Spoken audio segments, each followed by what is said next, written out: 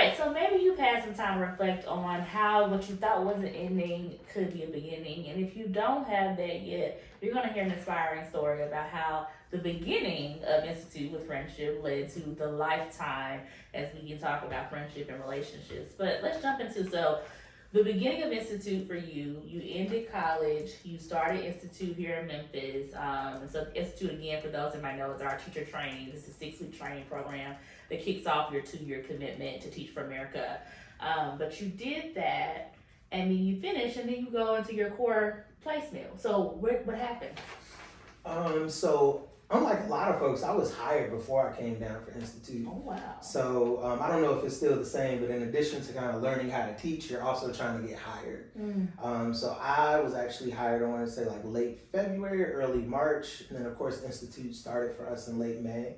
So I didn't have that stress. So I knew where my school was. I had already been in contact with my principal. I'm already doing some things to get ready for orientation with the school. But some things happened, right? There were some shifts that took place enrollment-wise at the school. And so the weekend before school starts, I got switched over to the high school.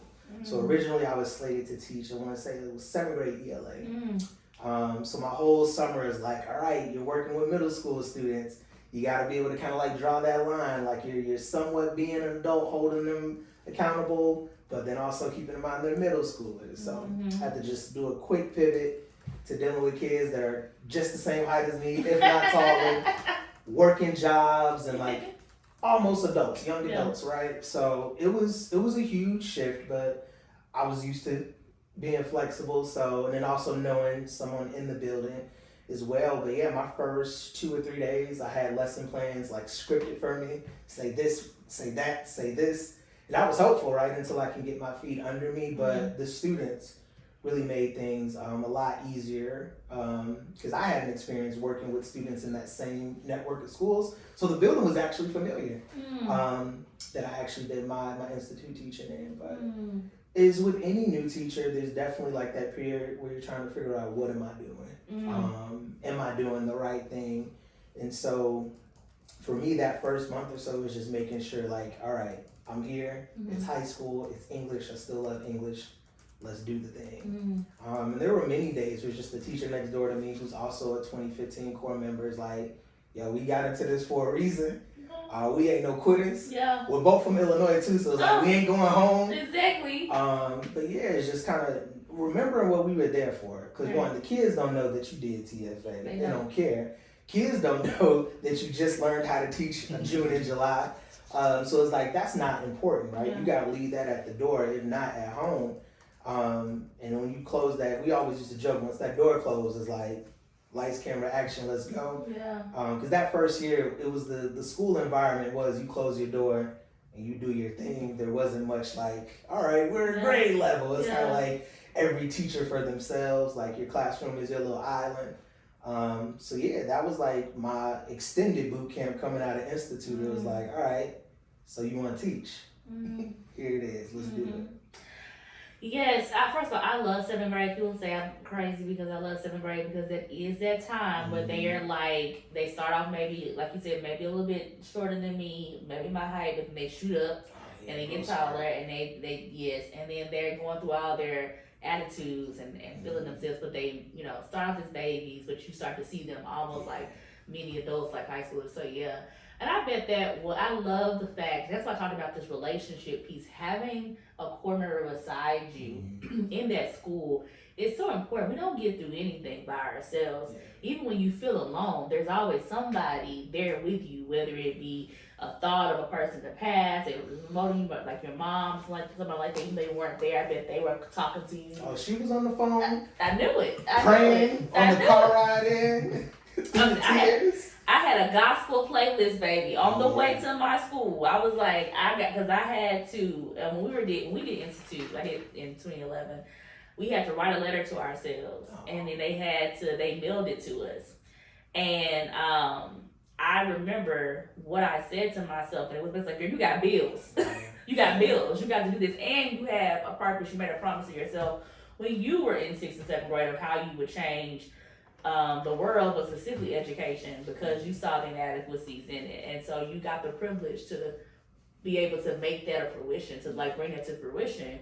So you can't give up. So I had to have my gospel music with me, and I had to go in there. And to your point, I love that idea. Like I had to leave my stuff at the door. To a certain extent, I had to leave some of that at the door because again, these are children at the end of the day. And it doesn't mean I had to sacrifice myself, but I had to. Some of the stuff I had to check, and some of the stuff I had to be transparent so they can grow and understand empathy and humanity and all of that and vulnerability too.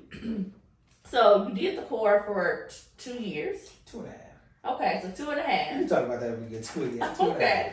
You did the core. So anything else in your core experience that did you stay at the same school or did you go to another school? Okay. Yep.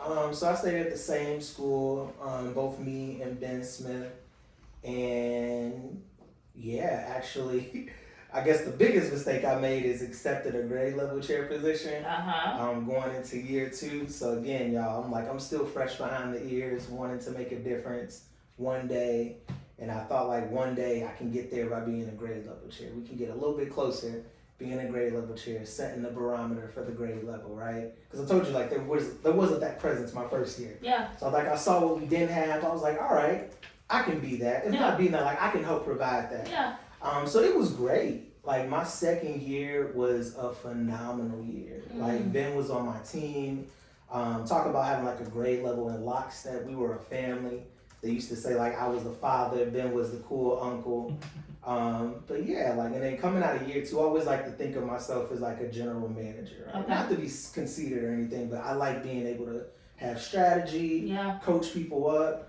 And so like year 2, like we made it to the playoff. No, actually we went to the championship. Level 4, level 5. Come So on. yeah. Coming out the championship. We're like the Warriors, right? But we didn't have a chance to build a dynasty. Our big GM, the executive at the top, decided, you know what? Your star shooting guard, Ben, history teacher, you know what? He's dope. Let's have him go up to 11th grade. So we were 10th grade team. Yeah. So I lose Ben, right? He's like, actually, no, he's a point guard. He's my star point guard. Yeah. No, he's a shooting guard. I'm the point guard. So I lose my 2 guard. He goes to 11th grade. He's a grade level chair. Great, right? Because they were missing something too. Right. But from there, like having to rebuild a team, coach up that team. So I have new teachers coming from different schools, having to orient them to our school culture. We were also piloting a pre-AP school-wide curriculum. Come on now. AP for all, great. Pilot year, not so great, right? But all of these things kind of happening going into my 3rd year was a lot. Yeah. And I did not take advice that was given to me by many people in TFA, as well as some of my amazing coaches at my placement school, but I burned out. My coach told me in August, she was like, you are not going to be here come December if you continue on the path that you are. And I laughed it off, right? But yeah, we got to know October, took a leave of absence, came back, and like I was just a shell of myself. I was there for my students, but behind that, like I wasn't meeting my own needs, right? Not being able to pour from my cup, which was like beyond empty at that point. The cup was just sitting there. It looked great, right? Got some stains in it because we had some good drinks in there before, but yeah, I was empty going into year 3. So that's why I say 2.5. Made the decision not to come back the spring semester. And like there was a lot of guilt around that because I was always the type of person, one, I'm going to finish the school year. I'm not going to leave my kids because you see that a lot. Transient teachers coming and going. So there was guilt, feeling like I left my students behind. I betrayed their trust, but they saw me and they knew, at least to some extent, like that's not Mr. Smith. Right? Mr. Smith, something's wrong. He's not himself. And so getting past that and understanding that, all right, that was a chapter, right? And your work to get to one day, that's a chapter. Doesn't have to end in the classroom. That's where you started, thinking about beginnings, right? But that doesn't necessarily need to be an end. And talk about Teach for America, y'all. I was so happy to be able to like reach out and have someone to help me transition from the classroom into like my next career. Not just being a job, but like an actual career, where I'm still using some of the same skills, still working with students, still doing some mission aligned work with education. But that was huge. So for those listening, core members, future core members, like if teaching isn't the jam, is not for you after year 2, like that's not it, right? There's other ways that you can continue to contribute, getting us closer to that one day. And I know for me, it took a second to kind of pause and really reflect, because like my students were family. My advisory, about what, almost half of my advisory were in my wedding. Got married in Memphis too, y'all. So yeah, I got pictures in Overton Park of my gentleman, the Davidson advisory, taking pictures. So to step away from that, that was hard, right? But knowing that there was more work to be done in a different capacity, in a different lane. And here I am today. People ask, why did I stay in Memphis? Because nowhere else called, right? Like the calling was right here. I had a job within, I think maybe 3 or 4 weeks of leaving the classroom. And it was abrupt, right? I got up one morning and I knew I couldn't go in front of my students anymore. And yeah, just being able to find a place to land, not just any place, but a place where I belong. I want to just thank you for your vulnerability, your transparency, and just the honesty, because I think too often, I know for me, when I did the core and just some of my colleagues, and there were people that came after us, we suffered in silence, right? It was a culture at that time that was just like, go, go, go, grind, grind, grind, no matter what, almost like sacrifice yourself, right? And you do get burnt out, and people typically, nobody had that conversation of like, they didn't leave, and I don't think I've ever heard anyone say I left the classroom because of kids. It was never, I'm leaving because of children. It was because the entire machine of doing education and doing the work that takes to be an excellent teacher, it just takes over in a way. And I think that we don't have that conversation enough, because when you talk about inequity in a system, we always try to look at individual things, but it's like, no, it's a systemic issue. It's something that's bigger than one person. All the pieces keep on making, we keep on putting together this car. It obviously needs to be able to be in the lot. Like, we need to take it to the lot and start over brand new. But also, how do you do that in real time? And so that's some of the questions that we tackle now. But I do see a transition now with our younger generation and with our kids, and that's something else that I think is powerful, is that you talked about the relationship with your children and with your students, because I think it's important for them to understand that conversation too, what it means to love on self, what it means to be able to pour into and support and figure out how to continue to do the work if I need to make a switch. Because we don't know when. I think a lot of times before you're in that seat, in that situation, it's a lot of judgment what you would and wouldn't do.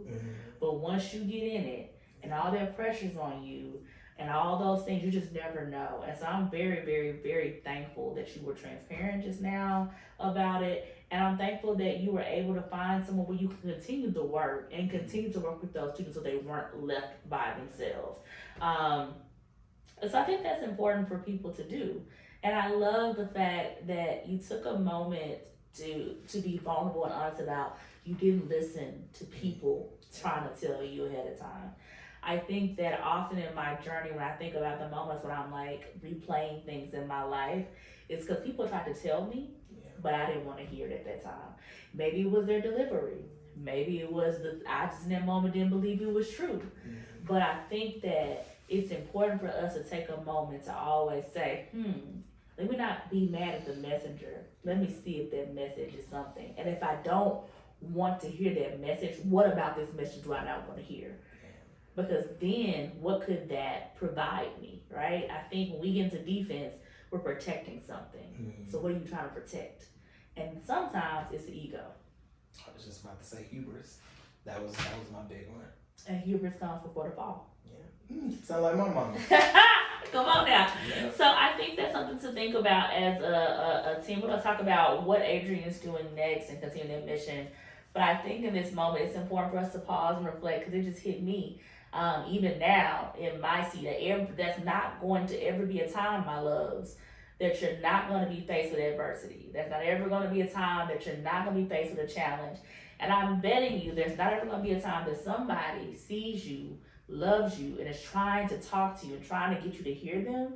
And if you're not careful, you're tuning them out because of either how they're saying what they're saying, or just the timing of the thing. And all those things can be true. We gotta work on our delivery. We gotta work on when we say stuff.